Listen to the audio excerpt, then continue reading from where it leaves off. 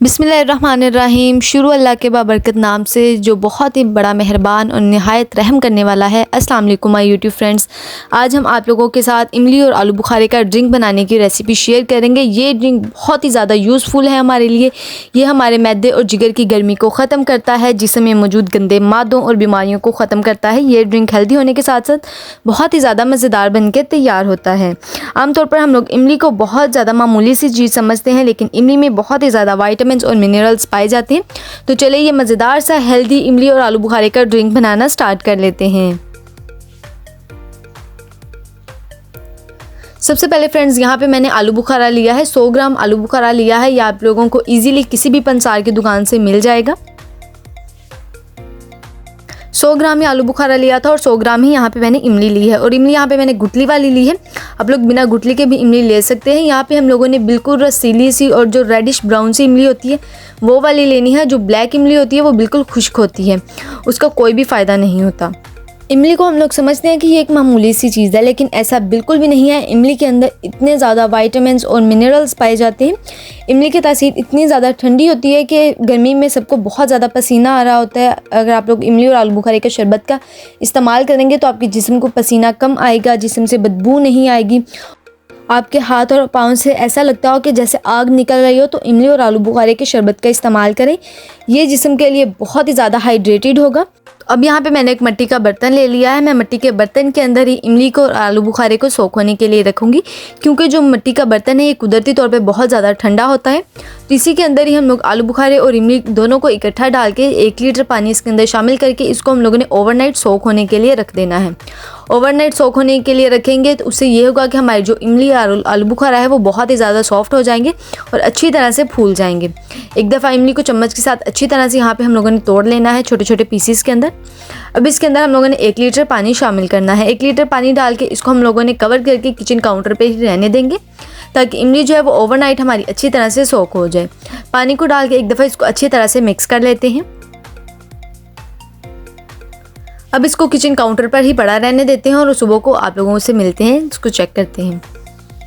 Overnight यहाँ पे मैंने इमली और आलू बुखारे को अच्छी तरह से सोख कर लिया था और यहाँ पे देखिए जो इमली और आलू बुखारा है वो अच्छी तरह से सोख हो चुका है। जो आलू बुखारा है वो बहुत ही अच्छी तरह से फूल चुका है।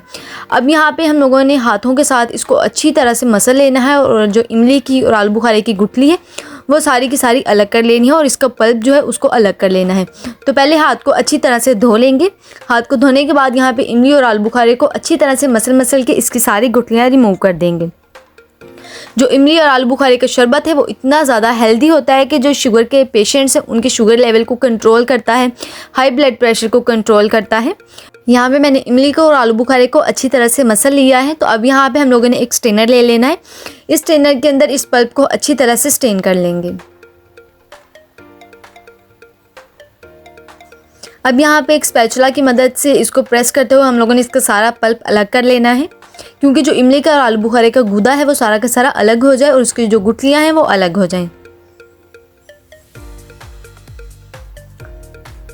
यहाँ पे देखिए मैंने इमली को और आलू बुखारे को अच्छी तरह से स्ट्रेन कर लिया है। अब यहाँ पे इसके अंदर थोड़ा सा और पानी शामिल करेंगे और हाथ के साथ इन सारी गुठलियों को अच्छी तरह से मसल लेंगे, ताकि जितना भी गूदा है वो सारा का सारा अलग हो जाए। अब यहाँ पे देखिए जो इमली का पानी है वो बिल्कुल स्ट्रेन हो चुका है अच्छी तरह से। तो अब इसको हम लोगों ने पका लेना है, क्योंकि हम लोग इसको प्रिजर्वेटिव बना रहे हैं तो उसके लिए इसको पकाना बहुत ही ज़्यादा ज़रूरी है। तो अब यहाँ पे एक बड़ा बर्तन लेके इसके अंदर जो इमली का पल्प था वो सारा का सारा शामिल करेंगे। अब यहाँ पे इसके अंदर 1 लीटर हम लोगों ने और पानी शामिल करना है। 1 लीटर यहाँ पे इमली का और आलू बुखारे का पानी था और 1 लीटर ही इसके अंदर हम लोगों ने एक्स्ट्रा पानी शामिल करना है।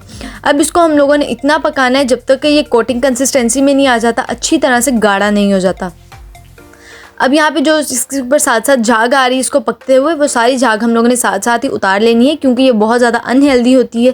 तो इसीलिए इस झाग को हम लोग अंदर ही नहीं रहने देंगे, इसको हम लोग साथ साथ उतारते जाएंगे। और इसको पकाने का तरीका भी यही है कि जब तक इसके ऊपर से झाग उतर रही है तब तक ये शरबत हमारा तैयार नहीं हुआ। इसकी झाग ख़त्म होने तक हम लोगों ने इसको पकाना है और साथ साथ जितनी जितनी झाग इसके ऊपर आती जाएगी उसको हम लोग साथ साथ ही उतारते चले जाएंगे। फ्रेंड्स, जो इमली का और आलू बुखारे का शरबत है ये सिर्फ और सिर्फ आप लोगों के जिगर और मैदे के लिए ही फ़ायदेमंद नहीं, बल्कि आप लोगों की स्किन के लिए भी बहुत ही ज़्यादा फ़ायदेमंद है। ये आप लोगों की जो स्किन पे झुर्रियाँ और फाइन लाइंस है उनको रिमूव करने में मदद देता है, जिसकी वजह से हमारी जो स्किन है वो फ्रेश, ग्लोइंग और यूज़फुल लगती है और ये इम्यूनिटी बूस्ट भी करता है। इतना ज़्यादा हेल्दी है ये इमली का ड्रिंक। तो अब यहाँ पे हम लोगों ने इसके अंदर चीनी शामिल करनी है। चीनी यहाँ पे आप लोग गुड़ भी ले सकते हैं चीनी की जगह पे। हम लोगों ने 2 लीटर पानी लिया है तो उस हिसाब से इसके अंदर 8 चम्मच चीनी के जाएंगे, जो कि बिल्कुल परफेक्ट और इनफ है। लेकिन अगर आप लोग ज़्यादा मीठा करना चाहते हैं तो आप लोग चीनी इसके अंदर थोड़ी सी और बढ़ा सकते हैं। चीनी को भी डाल के यहाँ पे अच्छी तरह से इस शरबत के साथ ही पका लेंगे। इस शरबत को हम लोगों ने बिल्कुल मीडियम फ्लेम के ऊपर अच्छी तरह से पका लेना है। साथ साथ इसके अंदर चम्मच चलाते जाएंगे और इसको गाढ़ा होने तक पका लेंगे। एक दफ़ा हम लोग इस शरबत को बना लेंगे तो आप लोग इसको फ्रिज में भी स्टोर कर सकते हैं, बिना फ्रिज के भी स्टोर कर सकते हैं। ये 1 से 2 माह तक बिल्कुल भी ख़राब नहीं होगा। जस्ट आप लोग इसको निकालें, ग्लास में डालें और सर्व करें, इंजॉय करें। बहुत ही ज़्यादा मज़ेदार लगेगा। अब इसके अंदर हम लोग ने 1 टीस्पून ज़ीरा शामिल करना है। ज़ीरे को यहाँ पर पहले मैंने हल्का सा ड्राई रोस्ट कर लिया था। साथ ही रेगुलर जो सफ़ेद वाला नमक होता है वो लिया 1 टीस्पून और काला नमक यहाँ पे लिया है 1 टीस्पून। अभी इसके अंदर इतना नमक हम लोगों ने शामिल किया है। अगर आप लोग नमक बाद में अपने टेस्ट के हिसाब से इसके अंदर सर्व करते समय भी शामिल कर सकते हैं। इमली का और आलू बुखारे का जो शरबत है वो हमारा अच्छी तरह से गाढ़ा हो चुका है। तो अब इसको हम लोगों ने सिर्फ 1 से 2 मिनट तक के लिए पकाना है। यहाँ पे शरबत की कंसिस्टेंसी देखिए, पैन के ऊपर ये कोट हो रहा है और स्पैचुला के ऊपर भी ये अच्छी तरह से कोट होगा। यही इसकी बिल्कुल राइट कंसिस्टेंसी है, क्योंकि ये ठंडा होने के बाद थोड़ा सा और थिक होगा। अब यहाँ पे स्पैचुला के ऊपर हल्की सी लाइन खींच के देखेंगे, बिल्कुल लाइन परफेक्ट है, आपस में नहीं चिपक रही। यही हमारे जो शरबत की राइट कंसिस्टेंसी है। अब इसको अच्छे से ठंडा करना है। अब यहाँ पे मैंने तुख्मे मलंगा ली है, 1 टेबल स्पून यहाँ पे मैंने तुख्मे मलंगा ली है। और आप लोग देख सकते हैं कि ये कितनी ज़्यादा हेल्दी होती है। ये हमारी स्किन के लिए बहुत ही ज़्यादा अच्छी होती है, वेट लूज़ करने के लिए मदद देती है और साथ ही साथ ये खून की कमी को भी पूरा करती है। तो 5 मिनट के अंदर ये अच्छी तरह से सोख हो जाएगी। तो इसके अंदर मैंने आधा कप पानी का डाल के इसको सोख होने के लिए रख दिया है। अब यहाँ पे हमारा जो शरबत है वो भी अच्छी तरह से ठंडा हो चुका है। तो उसको सेव करने के लिए यहाँ पे मैंने एक बोतल ले ली है। आप लोग कोई भी शीशे का जार या प्लास्टिक का जार भी ले सकते हैं। बोतल को यहाँ पे हम लोगों ने अच्छी तरह से धो के बिल्कुल खुश्क कर लेना है। इसके अंदर बिल्कुल भी पानी नहीं होना चाहिए। अब इसके अंदर अपनी शरबत को पोर कर देंगे। इसी तरह से यहाँ मैं दूसरी बोतल के अंदर भी ये सारा शरबत पोर कर दूंगी। हमारा मज़ेदार सा इमली और आलू बुखारे का शरबत तैयार है। तो अब यहाँ पे जितनी क्वांटिटी हम लोगों ने शरबत की बनानी है उतना यहाँ पे शरबत के लिए पानी लेंगे, जितने गिलास आप लोग बना रहे हैं। अब यहाँ पे अपनी क्वांटिटी के हिसाब से आप लोग इसके अंदर इमली का शरबत शामिल कर सकते हैं। जितना भी आप लोगों को खट्टा टेस्ट चाहिए हो उस अपने टेस्ट के हिसाब से आप लोग इसके अंदर इमली का शरबत शामिल करें और इसको हल्का सा मिक्स कर दें। अब यहाँ पे इसको मज़ीद रिफ़्रेशिंग करने के लिए यहाँ पे थोड़े से लेमन के स्लाइस डालेंगे। साथ ही थोड़े से पुदीने के पत्ते। पुदीना भी हमारी हेल्थ के लिए इतना ज़्यादा अच्छा होता है, पुदीने के इतने ज़्यादा फ़ायदे हैं। और जो तुख्मे मलंगा मैंने ली थी वो भी अच्छी तरह से सोख हो चुकी है। तो अब इसको भी अंदर शामिल कर देते हैं। साथ ही इसके अंदर थोड़े से आइस क्यूब्स शामिल करेंगे। हमारा मज़ेदार सा ठंडा ठार सा इमली और आलू बुखारे का शरबत बनकर तैयार हो चुका है। ये शरबत बहुत ही ज़्यादा रिफ़्रेशिंग बनकर तैयार हुआ है। ये गर्मियों में इम्यूनिटी को बहुत ही ज़्यादा बूस्ट करता है। बेहद हेल्दी मज़ेदार सा इमली और आलू बुखारे का शरबत बनकर तैयार हो चुका है। आप लोग सारी गर्मी इस शरबत का इस्तेमाल करें। आप लोगों को गर्मी बिल्कुल भी नहीं लगेगी। आप लोगों की बॉडी बहुत ही ज़्यादा हाइड्रेट होगी। और इस शरबत इतना ज़्यादा ठंडा ठार और मज़ेदार सा बनकर तैयार हुआ है। तो चलिए अब इस मज़ेदार से इमली और आलू बुखारे के शरबत को ग्लासेस में सर्व करते हैं।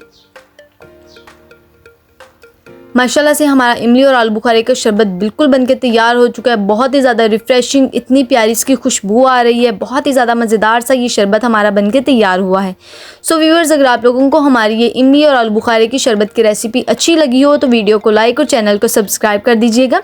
मिलेंगे इसी तरह से एक और नई और आसान रेसिपी के साथ। Thanks for watching. अल्लाह हाफिज़।